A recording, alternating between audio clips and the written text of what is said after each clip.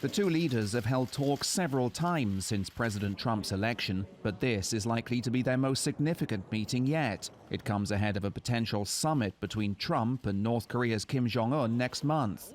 Japan was said to be blindsided by the US president's willingness to meet with Kim. Prime Minister Abe and President Trump have agreed over the last year on a strategy to isolate and pressure the North Korean regime rather than rush to dialogue. So it's fair to say that the president's decision caught Japan off guard.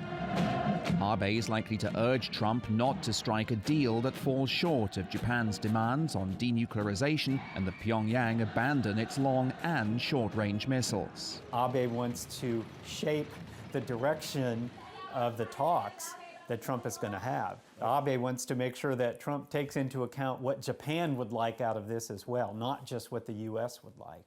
Abe is also expected to press Trump on steel and aluminium tariffs. Despite intensive lobbying and Abe's efforts to court Trump, Japan failed to secure an exemption from the penalties, which it describes as deplorable.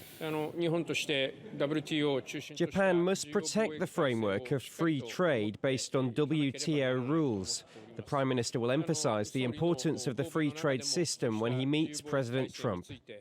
The spat comes amid new White House efforts to renegotiate the Trans-Pacific Partnership, which it withdrew from last year.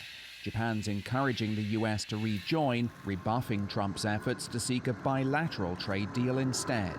Is there potential for friction over the tariff issue? I would say absolutely. But I think if the president is serious about looking at TPP and getting back in, I think then the dynamic at the summit could focus on that.